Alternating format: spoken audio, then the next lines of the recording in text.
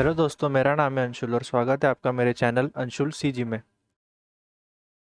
इस सीरीज़ में हमने अभी तक डिज़ाइनर के यूआई और इंटरफेस के बारे में देखा है, नोड्स को किस तरह से क्रिएट किया जाता है। अब सीरीज़ में आगे हम देखेंगे कि अलग-अलग नोड्स क्या काम करते हैं और उन्हें किस तरह से हम इस्तेमाल कर सकते हैं, जिससे डिज़ाइनर में काफ़ी हमें मदद होगी। तो इस वीडियो में हम जानेंगे शेप नोड्स और टाइल टाइल जनरेटर नोड्स के बारे में। तो मैंने ये यहाँ पे एक प्रोजेक्ट बना लिया है बेसिक। तो यहाँ पे आप देख सकते हो, हम सबसे पहले देखेंगे शेप नोड्स। तो डिज़ाइनर में प्रिटी बेसिक जो शेप नोड्स है वो कुछ तीन तरह के, एक है पॉलीगॉन वन, एक पॉलीगॉन टू और एक शेप नोड।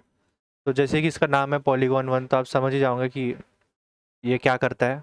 ये आप यहाँ पे साइड्स आप यहाँ पे इसकी दे सकते हो। आप यहाँ पे देखिए, डबल क्लिक किया मैंने नोड पे।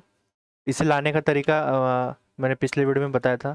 आप टैब दबाइए अपने ग्राफ के ऊपर क्लिक करके या स्पेस दबाइए और यहाँ पे आप टाइप कर दीजिए पॉलीगॉन। तो मैं यहाँ पे ऐसा पॉलीगॉन आपका आ जाएगा। तो इस नोट्स की कुछ प्रॉपर्टीज़ है। यहाँ पे आप साइड्स सिलेक्ट कर सकते हो। ये कूल फीचर है एक्सप्लोर करके, जिससे कि इस तरह से ये टूट जाएगा, बीच में से इसके टुकड़े हो जाएंगे। यहाँ पे आप साइज छेड़ सकते हो, एक्स एंड वाई। यहाँ पे इसका स्केल है। मैं इसे जल्द से इसे कनेक्ट कर देता हूँ ताकि हम यहाँ पे हमारे 3D व्यू पोर्ट में देख पाए। तो या मैंने इसको यहाँ से जोड़ दिया।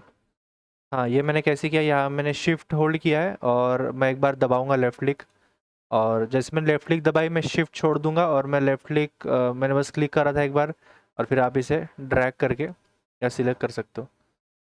तो अभी हम इसका हाइट नहीं देख पा रहे, तो मैं यहाँ पे मटेरियल्स में आके, डिफ़ॉल्ट में आके, मेटालिक रफनेस में आके टेसलेशन एंड डिस्प्लेसमेंट में आऊँगा। यहाँ पे मैं टेसलेशन फैक्टर फुल कर दूंगा और मैं इस तरह से यहाँ पे हाइट बढ़ा दूंगा। तो आप यहाँ पे देख पा रहे हैं इसकी हाइट। तो यहाँ पे आप अपने लाइकिंग के हिसाब से, जैसे मुझे स्क्वायर बनाना है तो आप ऐसा कर सकते हैं। इसको आप एक्सप्लोर करोगे तो ये इस तरह से दिखेगा।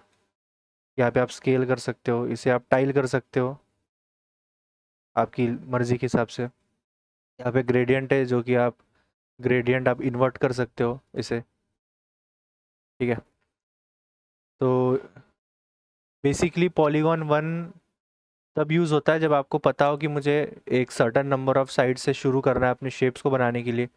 जैसे कि आपको पता है कि मुझे कुछ पेंटागन टाइप बनाना है, तो आप उसे 5 साइड्स ले लोगे, है ना?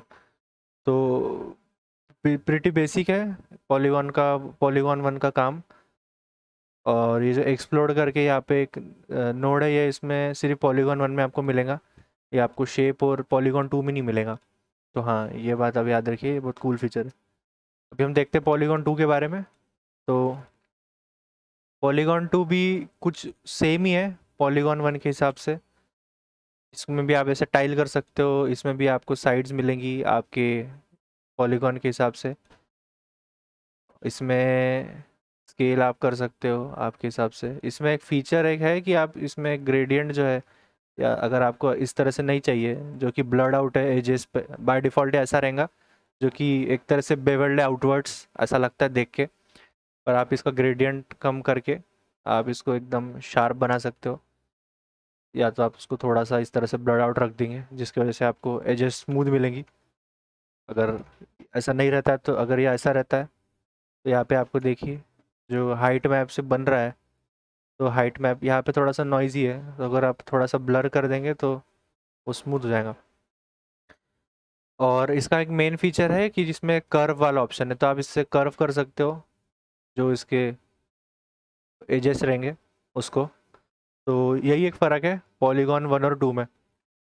तो बेसिकली ये पॉलीगॉन वन और टू तभी यूज़ होते हैं जब आपको पता हो कि आपको एक certain amount of sites use करनी है। तो मैं तो इन्हें तभी यूज़ करता हूँ जब आपको पता हो कि मुझे पेंटागन से शुरू करना है, मुझे हेक्सागन से शुरू करना है। अभी हम देखते हैं शेप नोड।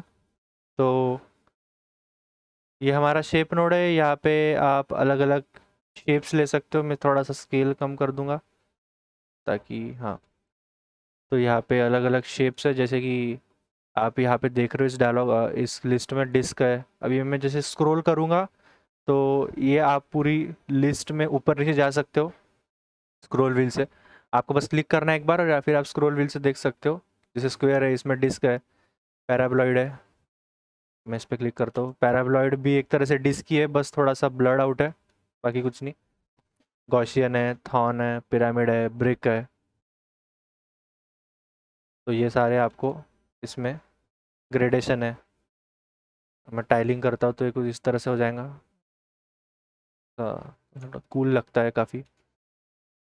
तो यही सारे बेसिक फीचर्स है शेप में। इसमें भी टाइल होता है। मैं ज़्यादातर शेप नोड यूज़ करता हूँ क्योंकि मेजॉरिटी ऑफ द टाइम ऐसा होता नहीं है कि मुझे पता हो कि मुझे कितने साइड से स्टार्ट करना है। तो आप यहाँ पे प्रिटी बेसिक कुछ भी लेके आप उसके साथ यूज़ कर सकते हो। शेप नोड आगे बहुत काम आएगा जब हम दूसरे नोड्स के बारे में सीखेंगे, अलग अलग ब्लेंड नोड्स और नॉइजेस एंड पैटर्न्स और अलग अलग जितने भी नोड्स है जो कि यूज़ होते हैं इन सब के साथ, स्कैन वगैरह वाले, तो हम तब उसे अच्छे से सीख पाएंगे। तो ये तो हुए हमारे शेप नोड्स। डिज़ाइनर में यही 3 नोड्स है मेन जो कि शेप में यूज़ होते हैं, और बाकी कुछ और नोड्स है जिसका यूज़ करके अपन इन शेप नोड्स को मैनिपुलेट कर सकते हैं।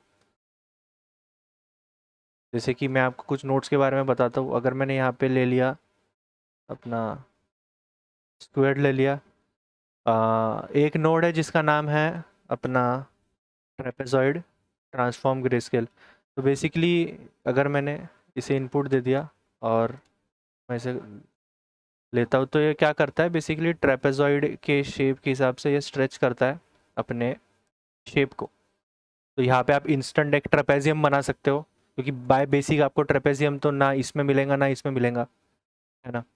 तो ट्रेपेजियम बनाने का ये एक सिंपल फीचर है। अगर ये टाइलिंग हो रही है, जैसे कि मुझे टाइलिंग नहीं चाहिए, तो आप यहाँ पे आइए टाइलिंग मोड में ऊपर।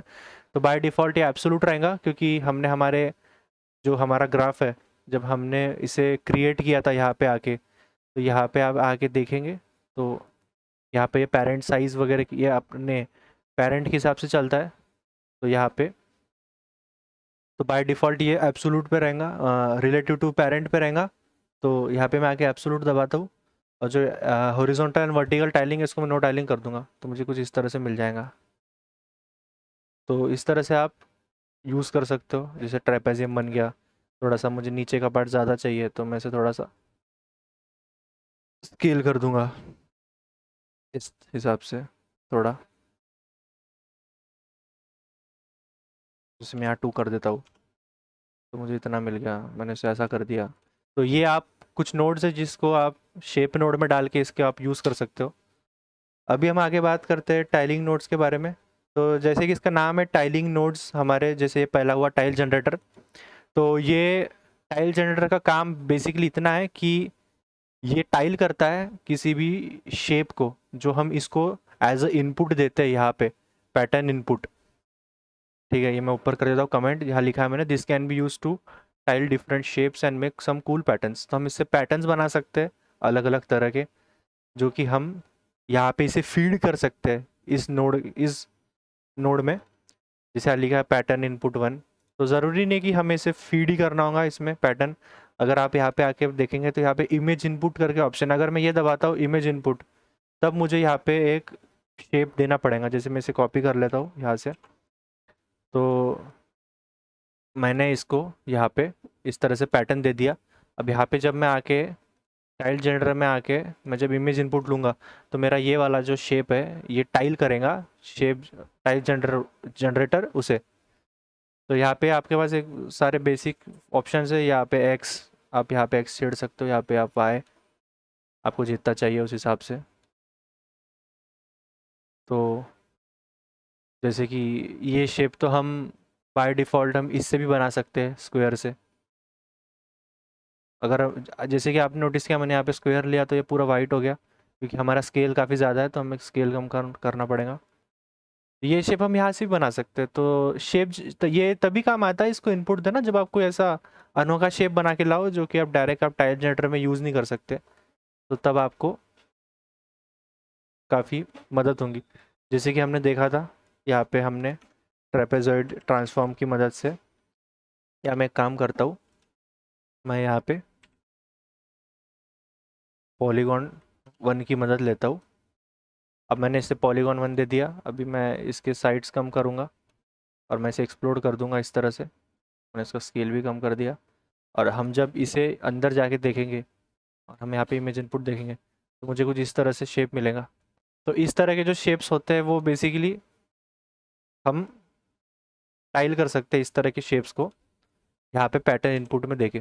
तो वही टाइल जनरेटर के अंदर आप बेसिकली देख सकते हो, यहाँ पे काफ़ी सारे ऑप्शंस है। अब मैं यहाँ से इसे लिंक तोड़ दूंगा, मैं आपको कुछ दिखाता हूँ। जैसे मैंने यहाँ पे स्क्वायर ले लिया और यहाँ पे मैंने आके इसका स्केल थोड़ा सा कम कर दिया और हम यहाँ पे थोड़ा सा एक्स और वाई बढ़ाएंगे। तो यहाँ पे काफ़ी ऑप्शंस है। अभी मैं इसे यहाँ पे जोड़ देता हूँ। जैसे कि कुछ ब्रिक टाइप दिख रहा है अभी हमें 3D व्यू में हमारे। तो यहाँ पे यहाँ रोटेशन रैंडम है, मतलब रैंडमली हमारे जो अपने, हाँ, सिमेट्री नीचे आ जाते हैं हम यहाँ पे स्केल है जिससे स्केल हम छेड़ सकते हैं यहाँ पे इसका। और ये ऑफसेट है, जैसे कि मैंने ऐसा कर दिया तो ये कुछ ब्रिक टाइप हमें अब दिख रहा है हमारी वॉल। हम आएंगे यहाँ पे, ये ऑफसेट हम कर सकते हैं। आप अपने आप खुद से भी यहाँ पे आके ऑप्शंस चेक करिए जिस हिसाब से है यहाँ पे। यहाँ जैसे रोटेशन रैंडम है, तो जैसे कि होता है ना कि ब्रिक्स हमेशा जो रियल में होती है वो स्ट्रेट नहीं होती, तो यहाँ पे हम आके जैसे कि मैं काफ़ी